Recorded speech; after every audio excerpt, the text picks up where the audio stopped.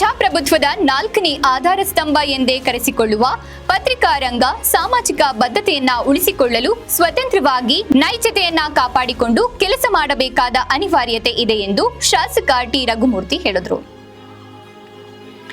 ನಗರದ ತಾಲೂಕು ಪಂಚಾಯತ್ ಸಭಾಂಗಣದಲ್ಲಿ ಕರ್ನಾಟಕ ಮಾಧ್ಯಮ ಮಹಾ ಒಕ್ಕೂಟ ಚಳ್ಳಕೆರೆ ಶಾಖೆ ವತಿಯಿಂದ ಆಯೋಜಿಸಿದ್ದ ಪತ್ರಿಕಾ ದಿನಾಚರಣೆಯನ್ನ ಕುರಿತು ಮಾತನಾಡಿದರು.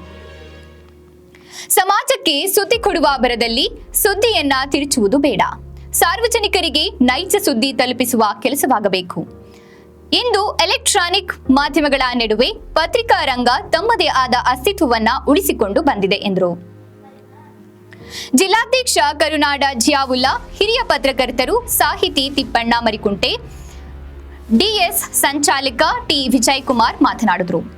ಈ ಸಂದರ್ಭದಲ್ಲಿ ಕರ್ನಾಟಕ ಮಾಧ್ಯಮ ಮಹಾ ಒಕ್ಕೂಟದ ಸಂಸ್ಥಾಪಕ ರಾಜ್ಯಾಧ್ಯಕ್ಷ ಶಿವಚಕ್ರವರ್ತಿ, ರಾಜ್ಯ ಪ್ರಧಾನ ಕಾರ್ಯದರ್ಶಿ ಡಿ ಈಶ್ವರಪ್ಪ, ತಾಲೂಕು ಅಧ್ಯಕ್ಷ ಗಂಗಾಧರ್, ಲಿಂಗರಾಜ್, ಮಾರಣ್ಣ, ತಿಪ್ಪೇಸ್ವಾಮಿ, ನಗರಸಭೆ ಸದಸ್ಯೆ ಕವಿತಾ, ನಾಮನಿರ್ದೇಶನ ಸದಸ್ಯ ವೀರಭದ್ರಪ್ಪ, ನೇತಾಜಿ ಪ್ರಸನ್ನಕುಮಾರ್, ಚಂದ್ರನಾಯ್ಕ, ನಿರ್ಮಲಾ, ಕುದಾಪುರ ತಿಪ್ಪೇಸ್ವಾಮಿ, ಆರೋಗ್ಯ ಇಲಾಖೆ ತಿಪ್ಪೇಸ್ವಾಮಿ, ಹರೀಶ್ ಇತರರು ಇದ್ರು. ಆ ನಾಲಿಗೆಗೆ ನೆಕ್ಕದು ಕಲ್ತಿದೆ ಅಂತ ಹೇಳ್ಬಿಟ್ಟು ಕಾಲ್ ನೆಕ್ಕಿದ್ರೆ ಪರವಾಗಿಲ್ಲ, ಕಾಲ್ ನೆಕ್ತಾ ಕಾಲಿಗೆ ಗಾಯ ಆಗುತ್ತೆ, ಕಾಲಿಂದ ರಕ್ತ ಸಿಗುತ್ತೆ, ರಕ್ತದಿಂದ ನಾಲಿಗೆಗೆ ರುಚಿ ಸಿಗುತ್ತೆ. ಹಾಗಂತ ಅದೇ ನಾಲಿಗೆ ಶಿವಲಿಂಗನ ನೆಕ್ಕಿದ್ರೆ ಶಿವಲಿಂಗನ ನೆಕ್ತಾ ನಾಲಿಗೆ ಸೀಳಿ ನಾಲಿಗೆಯಲ್ಲಿ ರಕ್ತ ಬರುತ್ತೆ. ಆಗ ನಾಲಿಗೆ ಹೊಂದಿದ ವ್ಯಕ್ತಿ ಮರಣನ ಕಾಣಬೇಕಾಗುತ್ತೆ. ಹಾಗೆ ನಾವು ಯಾವುದೇ ಒಂದು ಕಾರ್ಯಕ್ರಮ, ವೇದಿಕೆ, ವ್ಯಕ್ತಿತ್ವ, ಅಧಿಕಾರಸ್ಥರನ್ನ ಮಾತಾಡಬೇಕಾದ್ರೆ ನಮ್ಮ ವಯಸ್ಸು, ನಮ್ಮ ಜ್ಞಾನ, ನಮ್ಮ ತಿಳುವಳಿಕೆ ಎಲ್ಲದನ್ನು ಆಧಾರಿತವಾಗಿ ನಾವು ಮಾತಾಡಬೇಕಾಗುತ್ತೆ, ಚರ್ಚೆನ ಮಾಡಬೇಕಾಗುತ್ತೆ. ವ್ಯಾಪ್ತಿ ಮೀರಿದಾಗ ಎಲ್ಲವೂ ಕೂಡ ನಮಗೆ ಆಪತ್ತನ್ನು ತರುತ್ತೆ. ಅದೇ ರೀತಿ ಈ ಸಂದರ್ಭದಲ್ಲಿ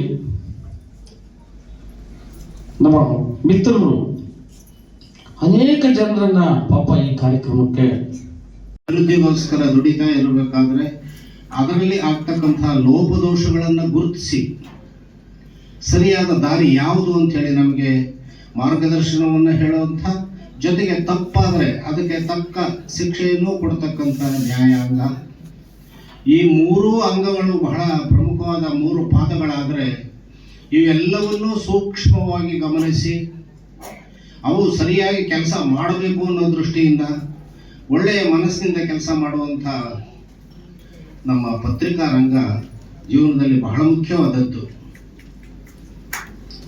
ಆಮೇಲೆ ಬಂಧುಗಳೇ, ನೀವು ಗಮನಿಸಬೇಕು, ಇಂಗ್ಲಿಷಲ್ಲಿ ಒಂದು ಮಾತಿದೆ, ಈ ವಾರ್ತೆ 4 ದಿಕ್ಕಿನಿಂದ ಬರ್ತಕ್ಕಂಥ ವಾರ್ತೆಗಳಿಗೆ ನಾವು ನ್ಯೂಸ್ ಅಂತೀವಿ. ಅದು 4 ದಿಕ್ಕಿಂದ ಬರ್ತಕ್ಕಂಥ ಎಲ್ಲ ಸಮಗ್ರ ವಿಷಯಗಳ ಸಾಂಕೇತಿಕವಾದದ್ದು.